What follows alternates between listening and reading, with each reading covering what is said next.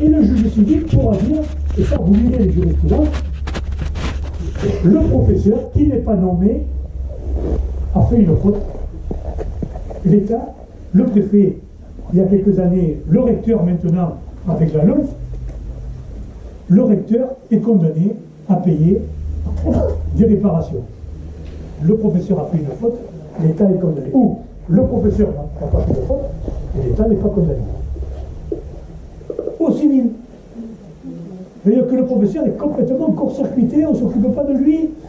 Même s'il y a un jugement au civil, il est interdit à ce que le professeur soit cité comme témoin. Il faudra que la famille fasse la démonstration devant le juge que le professeur a fait une faute.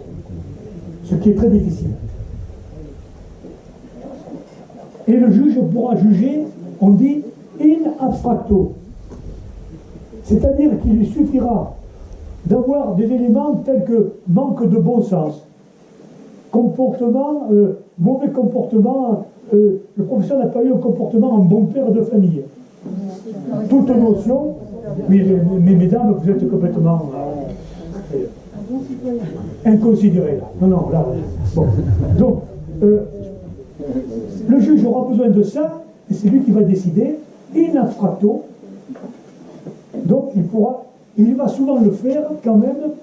Pourquoi? Parce que l'élève a été blessé dans le cadre d'un enseignement obligatoire, et c'est le service public. Il était sous la responsabilité.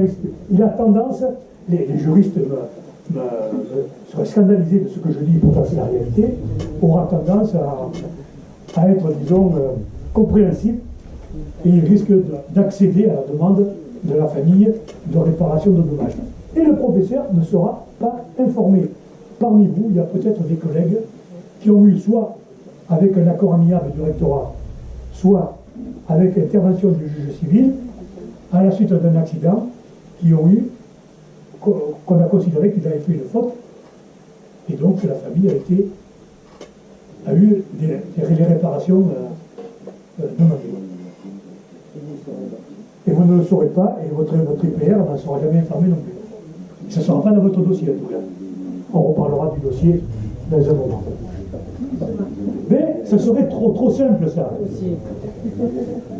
Comme il faut en faire la démonstration que le professeur a fait une faute, parce que dans cette affaire-là, la famille, si elle est assurée, il y a une solution simple, c'est que l'assurance de la famille prenne en charge la réparation. Sauf que l'assurance, elle ne veut pas payer, l'assurance de la famille. Alors elle va dire à la famille, elle va dire, mais attendez, le professeur, là, il a fait une faute pénale, il faut l'envoyer en correctionnel. C'est grave ce qu'il a fait. Il ne savent rien d'ailleurs, hein. Mais on pousse les familles à aller déposer une plainte. Et c'est là, c'est là que, de temps en temps, il y a des collègues qui voient des plaintes déposées contre eux par une famille à la suite d'un accident. C'est parce qu'on a poussé la famille à aller déposer une plainte en correctionnel, c'est-à-dire, alors qu'au civil, ce sont des réparations, c'est uniquement des réparations. En correctionnel, on dépose une plainte parce qu'on considère qu'il y a eu un délit. Il y a eu un délit. Et donc, la famille dépose une plainte pour faire punir, en correctionnel, la punition. On fait punir le professeur, et comme on sait, donc c'est le pénal, hein, et donc, punir pénal, et donc, en même temps qu'on aura déposé une plainte au pénal, la famille se sera portée partie civile. Ce qui veut dire qu'en même temps, elle dépose une plainte pour faire punir l'enseignant, et elle se porte partie civile pour obtenir des réparations à la suite de la condamnation éventuelle de l'enseignant pour une faute dite personnelle. Et l'enseignant, il y a deux types de condamnation, prison et amende. Peut-être condamné à de la prison jusqu'à 1 mois, 2 mois, 3 mois, 8 mois de prison. Là, dans la totalité des cas, dans des situations comme cela, sauf s'il y a une volonté délibérée d'apporter atteinte à la santé du gamin. Mais autrement, c'est une prison avec sursis, et une amende. L'amende est personnelle, c'est une punition. Le professeur doit la payer à l'État, qui représente la société. Et comme la famille s'est portée partie civile, les réparations, ça devrait être l'enseignant, mais non, c'est pas l'enseignant, c'est encore l'État, puisque l'État va se substituer. L'État va se substituer.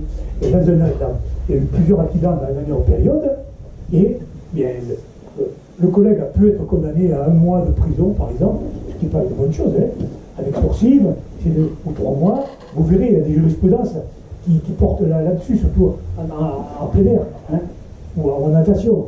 Et puis, eh bien, les réparations sont payées, l'État se substitue et paye à la famille. Donc l'État récupère l'amende qui est payée au ministère des Finances, ça va au ministère des Finances, hein, et l'État, c'est-à-dire le rectorat, va payer des réparations à la famille. Sauf que, comme il y avait trop de situations un petit peu dans ce sens-là, il y a une nouvelle loi qui a été votée en 2000 et qui indique que, là nous sommes dans la partie droite de la fiche, du verso de la fiche 4. Hein. Nous sommes. Alors, oui, avant de dire ça, très souvent, le délit qui met en cause le collègue, ça s'appelle un délit non intentionnel. Pour faute d'imprudence, de négligence, d'inattention. Délit non intentionnel. C'est-à-dire que la loi, vous allez voir un peu, la loi indique qu'il n'y a délit que lorsqu'il y a intention de nuire. Il y a délit lorsqu'il y a intention de nuire. Et la loi a dit qu'il y a aussi un délit non intentionnel. Cherchez l'erreur, c'est comme ça. Et donc le délit non intentionnel, par négligence, imprudence, inattention, peut s'appliquer aux élus, c'est eux qui l'ont voté, hein, l'Assemblée nationale, c'est une loi, donc c'est eux qui l'ont voté. Hein, ce sont que, le code pénal, ce sont que des lois, hein, qui l'ont voté pour répondre à par exemple, des délits de grande vitesse, des choses comme ça.